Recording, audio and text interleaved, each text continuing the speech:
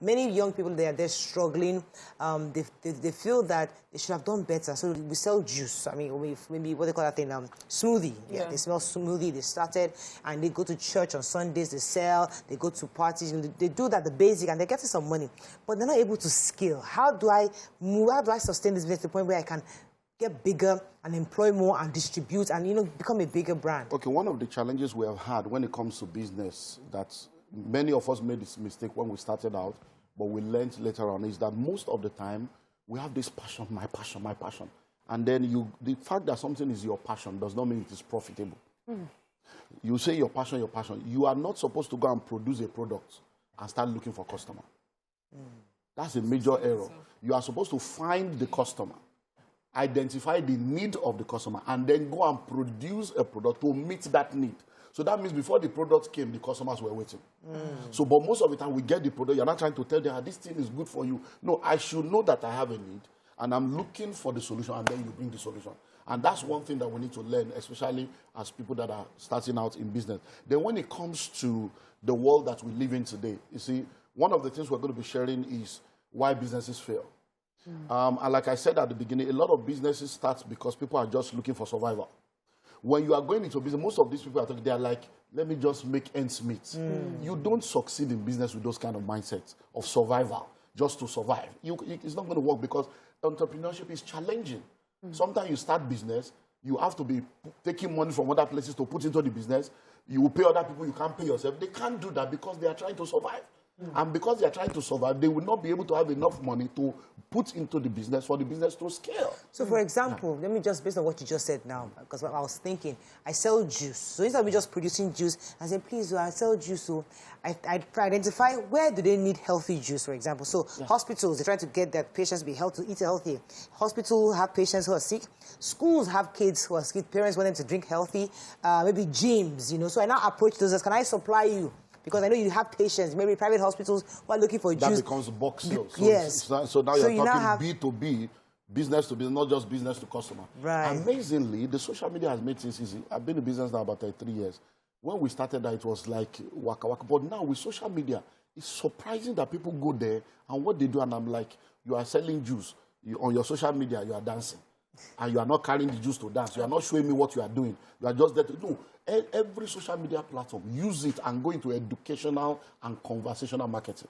So have your social media, begin to have conversations around what you do to create a community that will now begin to ask, okay, if I want it, I will. So if you are selling juice now, you're talking about healthy living, start talking around the importance of your health and begin to do that. That conversation is what leads to Let's see you and your family drinking juice, your kids. It's not to just go to social media and be doing social alone.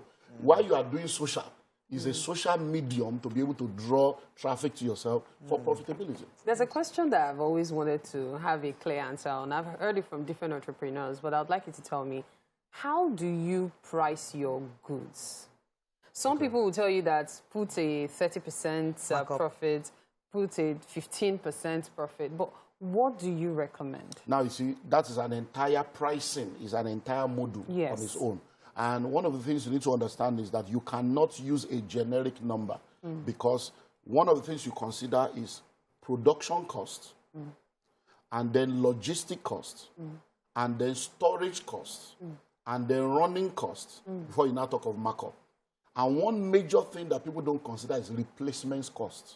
So if I sell a car today, how long will it take me to replace the car? I import, it takes 2 months in the port. So I cannot sell that car the way I will sell beans. Because if I'm doing akara, to replace that akara is to take the liquor of beans, wash it. So within 1 hour, I've replaced that akara. To replace a car, I will go through the port. So you need, many people don't think of replacement cost. So they don't factor that into. So all these things, storage cost. If you are buying something, you have to store it somewhere. You will pay for that storage.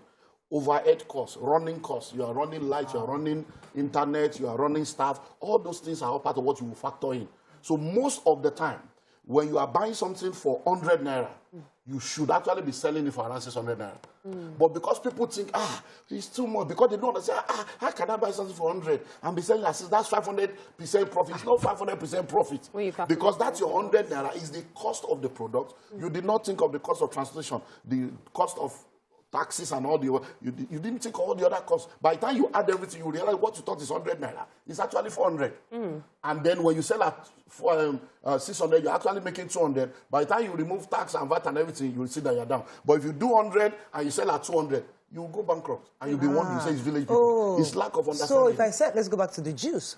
So if I produce my juice, I'm forgetting that there's a generator that I have to turn on to freeze that. Electricity. There's fridge. The fuel that I'm going to use to carry to go and deliver to you, sir.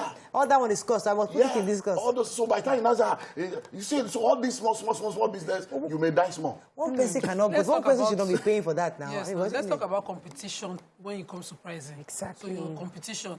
Okay, I have a small business where it's service providing. I have to train. And then I have to always consider my... that's not how much I used to do it down there.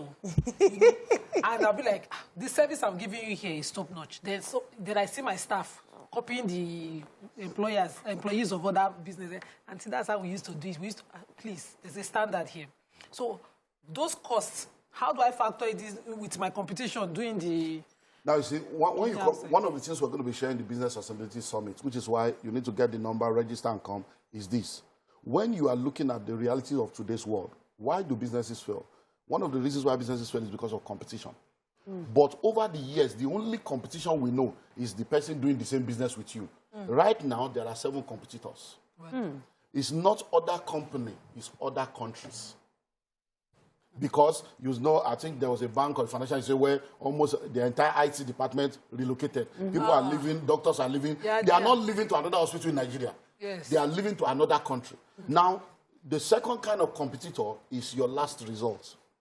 You are supposed to be competing against your last result. Number 3, you are supposed to be competing against the vision you have set for yourself. So when you begin to look at what somebody else is doing, they are not your competitors.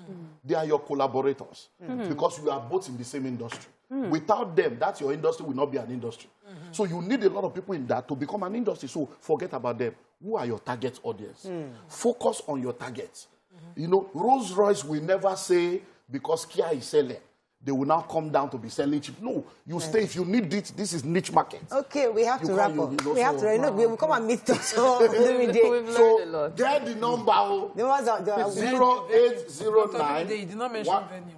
Venue is Sheraton Hotel. That's true. Thank you. Sheraton Hotel. So Sheraton Hotel 0809 144 7423. 0809 144 7423 or 0802 907 4188. Okay, so make sure you get the number. Come. It's Sheraton Hotel. So we are there. So those that will come for the residential, they will enjoy a lot. Yes, and you have a one-on-one with you. We're going to be there all day. So even if we are sleeping by 3 a.m. All right. Thank you so much. Thank you. It was a pleasure having you. Always a pleasure having you. Let them all happen. It's only 11 slots, so that you won't be calling me that the room is not enough to carry more than. That's all we can take on this segment. Let's go on a break. When we come back, move on to our next guest. Stay with us. We'll be right back.